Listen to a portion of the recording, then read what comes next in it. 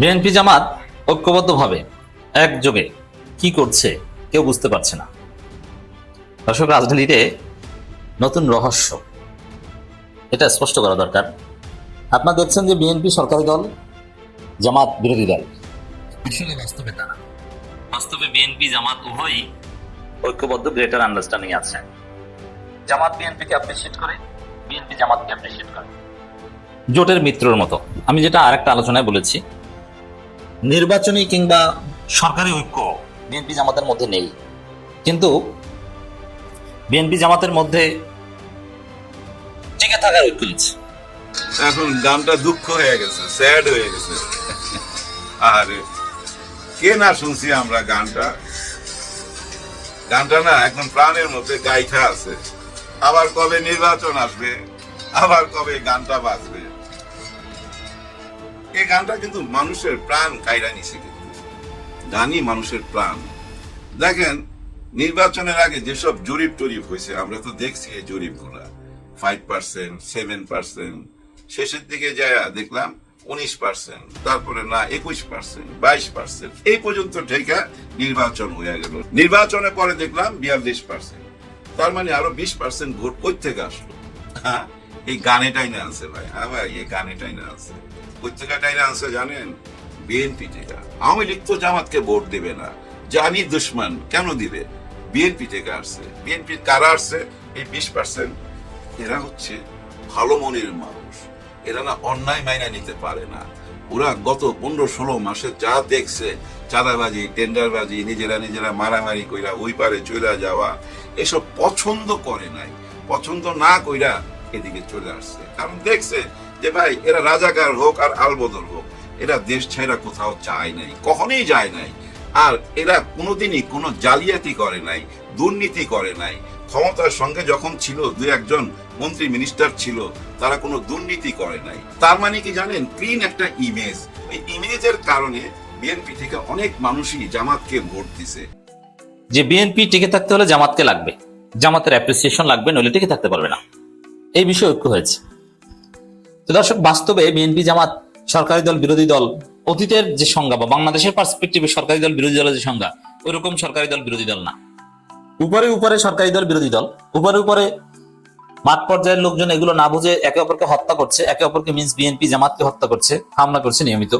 এটা তারেক রহমানও কন্ট্রোল করতে পারছে না বিএনপি সন্ত্রাসীদের। It's is failure, but overall BNP Jamaat একে অপরের মিত্র।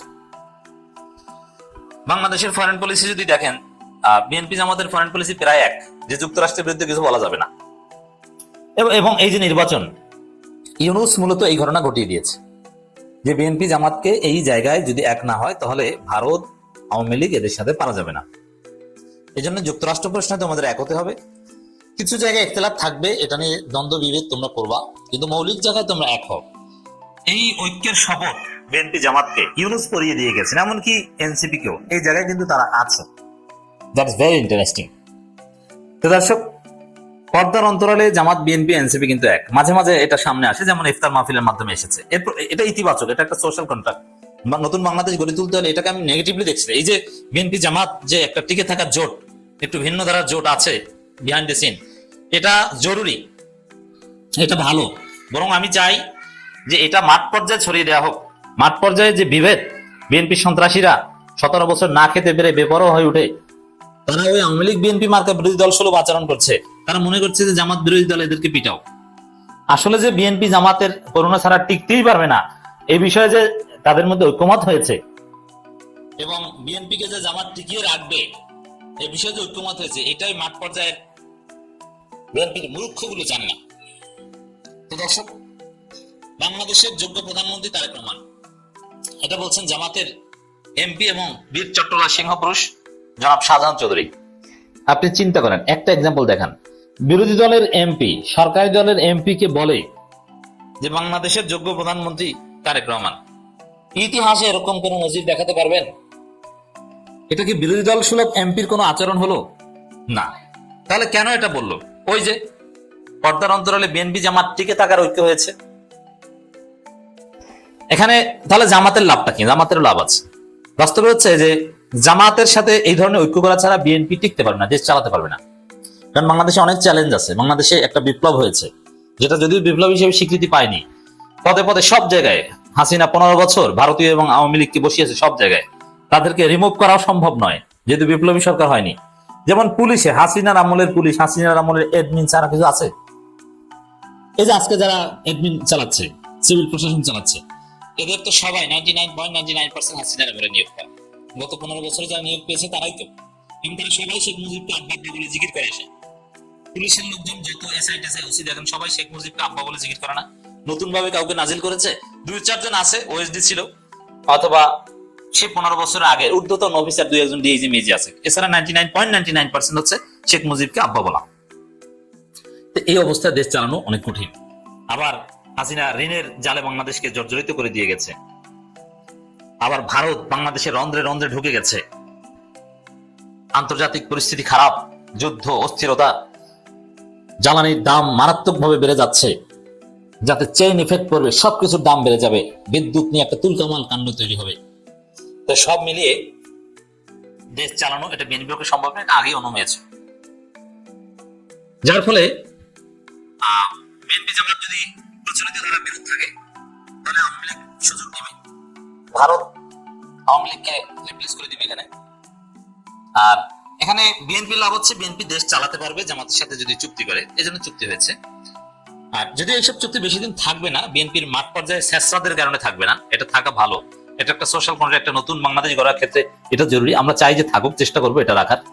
আমরা যে সমালোচনাগুলো করছি এবং করবো, এটা বিএনপির ভালোর জন্যই করছি, দেশের বৃহত্তর স্বার্থে করছি, এবং এটা গণতন্ত্রের পার্ট। এবং বিএনপির হাইকমান্ডও বলেছে যে গো অ্যাহেড, সমালোচনা চালিয়ে যাও, ক্যারি অন। দর্শক, এখানে জামাতের লাভটা কি? যেমন এই যে শাহজাহান চৌধুরী বললেন যে বাংলাদেশের যোগ্য প্রধানমন্ত্রী তারেক রহমান, এটা বলায় জামাতের লাভ কি?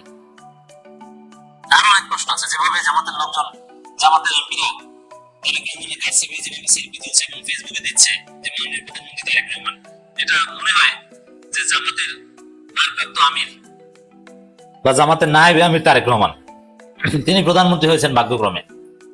জামাতের এমপিরা তারেক রহমানকে সেভাবে রেসপেক্ট করছে, এটা বিরল। তারেক রহমানের জন্য আল্লাহর খাস রহমত যে তারেক রহমান এমন বিরোধী দল পেয়েছেন যারা তাকে দেখলে দাঁড় করিয়ে ছবি তুলেন, সেলফি তুলেন এবং সেটা ফেসবুকে আপলোড দেন।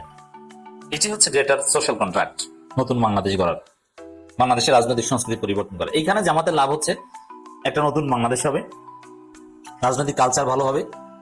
আর জামাতের ইনস্ট্যান্ট লাভ হচ্ছে, জামাতকে নির্বাচনে কারচুপি করে অনেক কম দেওয়া হয়েছে, তারপরে জামাত মেনে নিয়েছে। কারণ যদি জামাত মেনে না নেয় এবং বিএনপিকেও যদি শান্তি মতো দেশ চালাতে না দেয়, তাহলে এমন একটা পরিস্থিতি হবে, ভারত তৈরি করবে পরিস্থিতি। ভারতের সাথে বিএনপির আন্ডারস্ট্যান্ডিং আছে, এটাও সত্য কথা। তারপরেও অস্থির পরিস্থিতি পেলে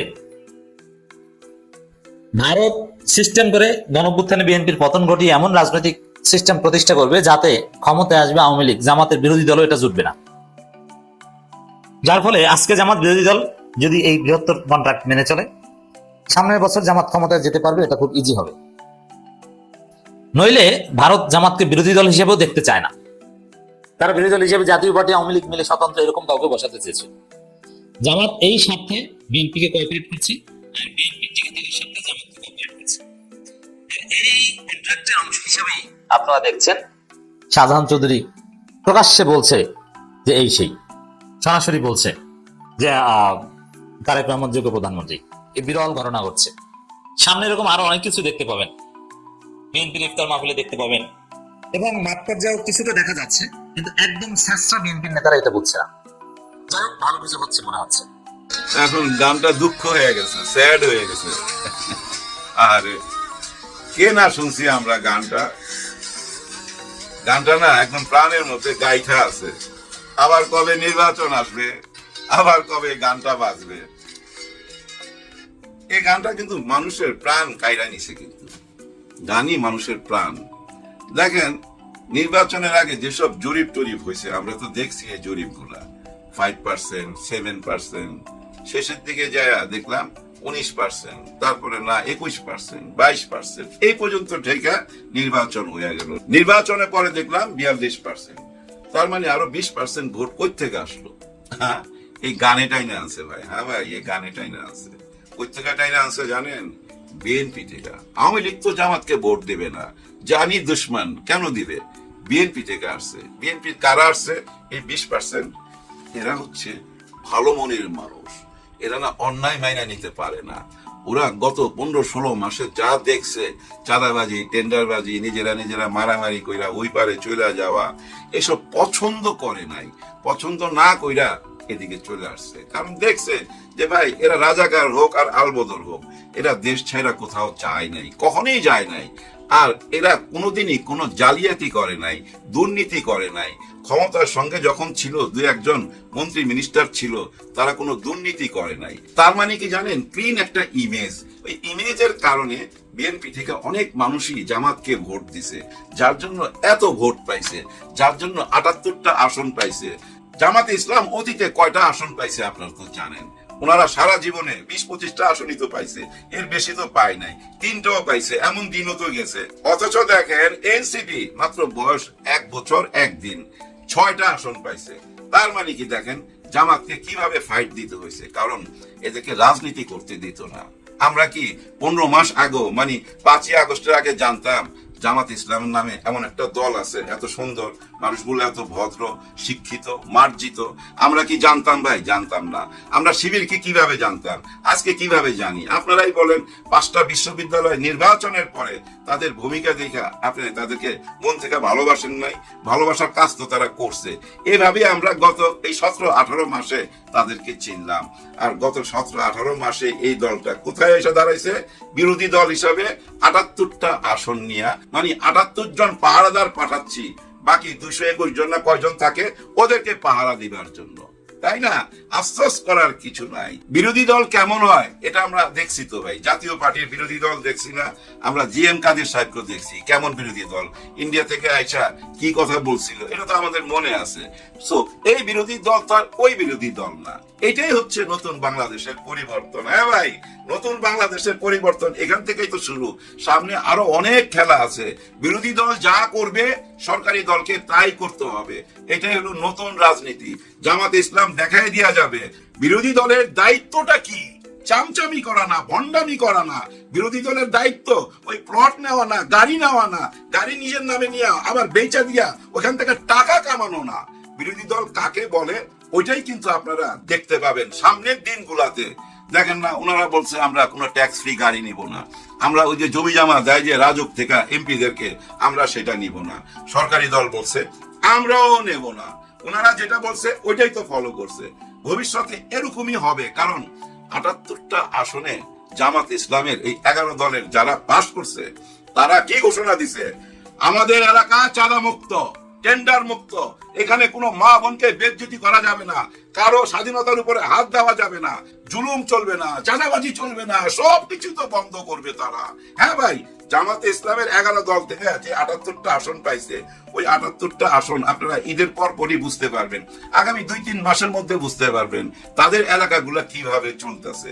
এখন দেখেন জনগণ যখন দেখবে কিরে এই 78টা আসনে কোনো টেন্ডারবাজি নাই, চাঁদাবাজি নাই, খুন নাই, রেপ নাই, কিছু নাই, কিন্তু বাকি আসনগুলাতে কেন হচ্ছে, এটা যদি চোখে আঙুল দিয়ে দেখাই দিতে পারে তাহলে তো ভাই আপনি নিজেই বুঝে নিতে পারবেন আগামী বাংলাদেশটা কার হাতে তুলে দেওয়া উচিত।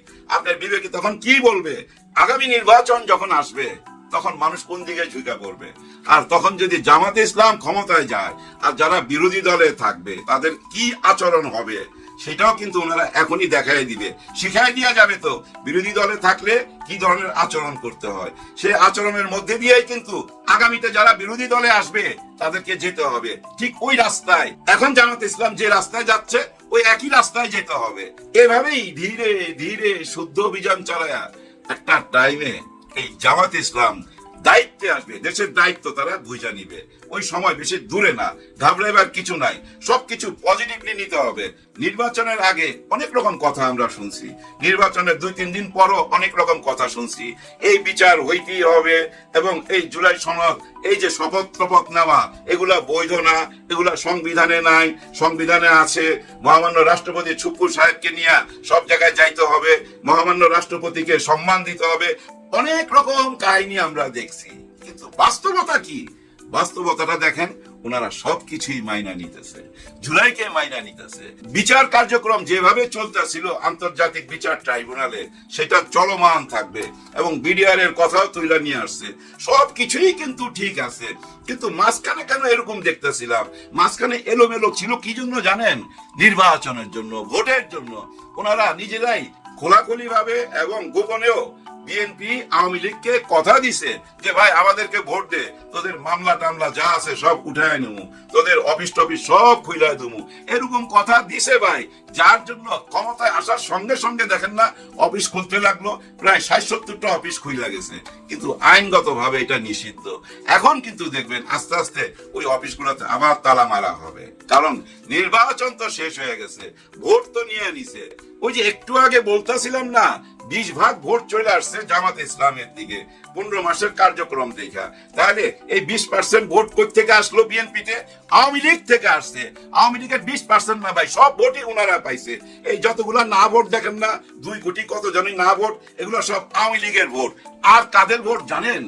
যারা এই গত 15-16 মাস ধইরা দেশে অরাজকতা চালাইছে, হানাহানি করছে, লুটপাট করছে, টেন্ডারবাজি করছে, চাঁদাবাজি করছে, এদের ভোট। কারণ কি জানেন?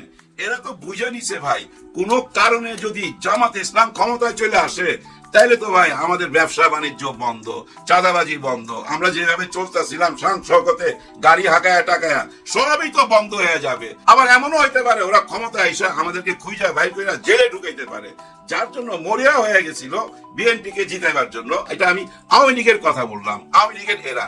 এই যে বর্তমানে দেখতেছেন না চারিদিকে আবার চলতেছে, কিন্তু ফেসবুকে যান, ইউটিউবে যান, আবার চলতেছে ডিস ব্যবসা কায়রা নিতে হবে, অমুক ব্যবসা কায়রা নিতে হবে, তুই এখানে থাকতে পারবি না, এটা আমার, এরকম ব্যাপার চলতেছে অহরহ। অনেকে কি মনে করে জানেন? বিএনপির ভিতরে কিছু চাঁদাবাদের সঙ্গে আওয়ামী লীগের যারা খারাপ ছিল তারা মিলামিশা এখন এইসব কার্যক্রম চালাইতেছে যেন সরকারকে বদনাম দেওয়া যায়, সরকারের বদনাম হয়, এটাই চাইতেছে। কারণ ঝাল মিটাইতেছে। কি ঝাল?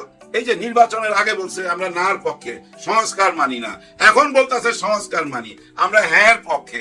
সবকিছুই দেখেন জুলাই নামের একটা জালের মধ্যে অটোমেটিক আটকা পড়া যাইতেছে। ডক্টর ইউনূস স্যার বলছিল না কোনো উপায় নাই পিছনে যাওয়ার, সামনে যাইতে হবে, এটা ওয়ান ওয়ে রোড, ইউটার্ন নিলেই অ্যাক্সিডেন্ট হবে। হ্যাঁ ভাই, ইউটার্ন নিলেই অ্যাক্সিডেন্ট হবে, ইউটার্ন এখন আর নেওয়ার উপায় নাই। কারণ কি জানেন ভাই? একই দিনে তো 2টা ভোট হয়েছে। আমার একটা ভোট নিয়ে আপনি পাওয়ারে চলে গেলেন, আমার আরেকটা ভোটের খবর কি? তার মানে কি ওই একই দিনে আপনি ঢুইকা গেছেন সংস্কারের ভিতরে, আর ফিরার কোনো উপায় নাই। এই জিনিসটা বুঝতে কি এত দেরি হইলো মাননীয় প্রধানমন্ত্রী তারেক রহমান সাহেবের? নিশ্চয়ই না। উনি চুপচাপ, দেখেন না একটু কথা কম বলে, আর যারা কম কথা বলে তারা কিন্তু বুদ্ধিমান হয়। উনি চুপচাপ ছিলেন এই জন্য ভাই নির্বাচনটা শেষ হোক, সবাই ভোট টোট নিয়ে নি, তারপরে আসল চেহারাটা দেখামু। বলছেন আই হ্যাভ এ প্ল্যান, এইটাই প্ল্যান। দেখবেন এই জুলাইয়ের সাথেই থাকবে। এই জুলাই উনাকে কত বড় সম্মান দিছে। জুলাইয়ের সাথে কেউ গাদ্দারি করবে না, গাদ্দারি করার কোনো রাস্তা নাই তো। আপনাকে একটা জালের মধ্যে আটকা ফেলাইছে তো ডক্টর ইউনূস স্যার। উনি এমন ভাবে সংস্কার কইরা রেখে গেছে, আর ওই সংস্কারের ভিতর দিয়ে এখন সবাইকে যেতে হবে, কারণ সবাই ওই জালে আটকা পড়ে গেছে। পিছনে যাওয়ার কোনো উপায় নাই। কেউ কোনো দুশ্চিন্তা করবেন না। রাজনৈতিক অনেক কথাবার্তা চলবে, কথাবার্তা শুনে কেউ ঘাবড়াইবেন না। ওনারা কিন্তু ভিতরে ভিতরে তলে তলে সব এক জায়গায় আসতেছে, কারণ জুলাই সনদটা টোটালটাই তো একটা ফ্যাসিবাদের বিরুদ্ধে, তাই না? আর ওই ফ্যাসিবাদ কারা ছিল? ওই ফ্যাসিবাদের সঙ্গে যদি আপনি লড়তে চান তাহলে সবাইকে এক জায়গায় আসতে হবে, এবং ধীরে ধীরে সবাই এক জায়গায় আসতেছে। বহু রকম সমালোচনা শুনবেন, বহু রকম গুজব শুনবেন, কোনো কিছু মাথায় নিবেন না। আগামী 1 বছর ধৈর্য নেন, আগামী 1 বছর ডক্টর ইউনূস স্যার আকারে ইঙ্গিতে ইশারায় উনাদের পিছনে আছে, মানে সরকারের পিছনে আছে, জামাত ইসলামের পিছনে আছে। উনি 1 বছরে দেশ থেকে কোথাও যাচ্ছে না। ওনাকেও কিন্তু সর্বোচ্চ নিরাপত্তা দিয়া ডক্টর ইউনূস স্যারকে রাখা হয়েছে। হ্যাঁ, ডক্টর ইউনূস স্যারকে সর্বোচ্চ সম্মান দিয়া, ইজ্জত দিয়া রাখা হয়েছে। সবাই মিলে চেষ্টা করলে নতুন সংস্কারের মধ্যে দিয়ে এই দেশটা আগায় যাবে ভাই, কেউ আটকায় রাখতে পারবে না। সবার জন্য সবাই দোয়া করবেন। আল্লাহ হাফেজ।